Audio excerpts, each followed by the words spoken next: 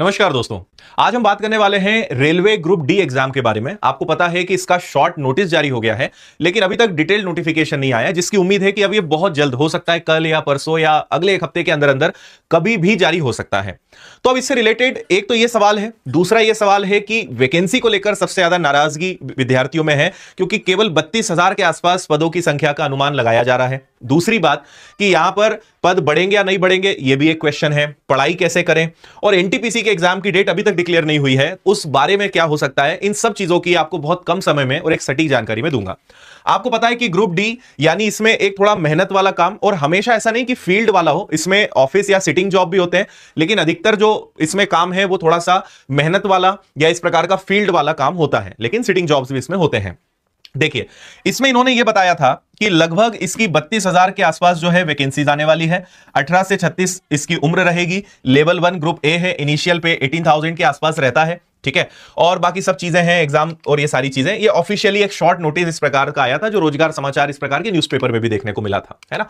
दूसरी बात कि एक इस प्रकार का 2 महीने पहले एक हम कह सकते हैं कि कैलेंडर जारी हुआ था, जिसमें सारी चीजें आई थी। हालांकि इसके अकॉर्डिंग अब तक एनटीपीसी और सारी चीजों का जो एग्जाम है उसकी डेट्स आ जानी चाहिए थी।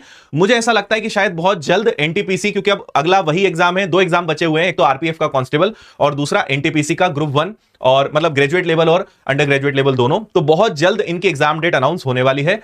अब आपने कई बार सुना होगा, मैंने भी 2-3 बार इस बारे में कहा कि बहुत जल्द बहुत जल्द। मेरा इसमें एक ही सजेशन आपको है, क्योंकि इन सब चीजों में कोई भी श्योरिटी के साथ आपको बता नहीं सकता कि कब इसका नोटिफिकेशन आएगा, क्या चीजें हैं। बेहतर यह रहेगा कि आप अपने आप को हमेशा तैयार रखें और अपनी तैयारी बहुत अच्छे से जारी रखें, क्योंकि जब भी समय इनका नोटिफिकेशन आता है, एग्जाम की डेट आती है, तो आपको समय बहुत कम मिलने वाला है। मैं बात कर रहा हूं कांस्टेबल की, आरपीएफ कांस्टेबल और एनटीपीसी की। ग्रुप डी के एग्जाम के लिए आपके पास बहुत सारा समय है, कैसे पढ़ाई करना है उस पर तो अभी हम बात कर रहे हैं।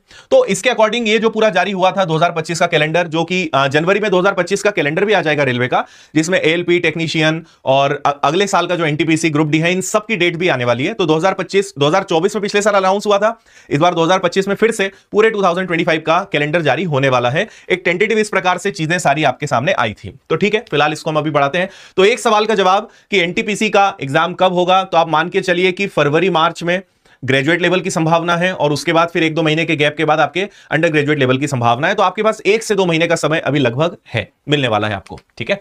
अब देखिए, इससे रिलेटेड कई सारी चीजें आई थी। अगला सवाल ये उठता है, और हमने कई बार देखा, कई बार खबरें आई, कई सारी चीजें आई कि ग्रुप डी को लेकर काफी सारी, लगभग 1 लाख से ज्यादा पद खाली हैं। और पिछली बार जब ग्रुप डी आई थी तो 1 लाख के आसपास वैकेंसीज थी, जिसका फॉर्म करोड़ों की संख्या में भरा गया था।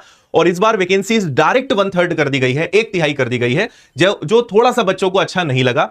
तो यहां पर पेपर्स में भी आ रहा है, आप यहां पढ़ सकते हैं। रेलवे अधिकारियों की माने, देखो यह लिखा हुआ है, रेलवे अधिकारियों की माने तो अभ्यर्थियों को 32,000 पदों पर भर्ती आने से परेशान और निराश नहीं होना चाहिए। इस भर्ती में पदों की संख्या बढ़ेगी, लगभग दुगने पदों पर भर्ती की जाएगी। ऐसे में अभ्यर्थियों को परेशान होने की आवश्यकता नहीं है।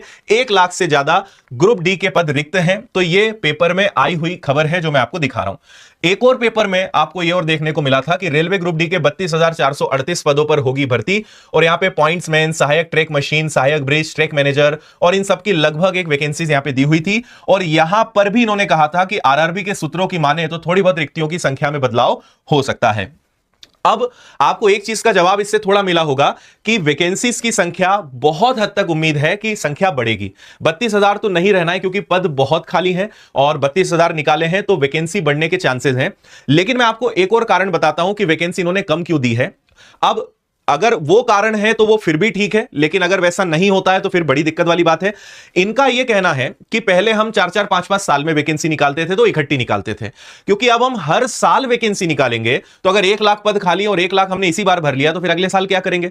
तो इसीलिए हम थोड़ा थोड़ा करके जो है रिक्रूटमेंट करने वाले हैं, इसलिए भी हम पूरी भर्तियां एक साथ नहीं निकालने वाले। ये लॉजिक इनका है।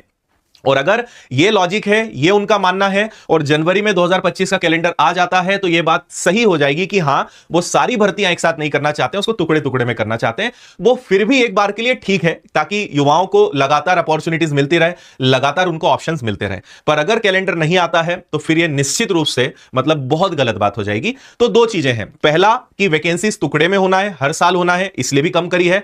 और यहां दूसरी बात है कि इस वाली वैकेंसी में भी आपको नंबर ऑफ पोस्ट में चेंजेस देखने को मिलना है। तो ये एक हम उम्मीद लगा सकते हैं।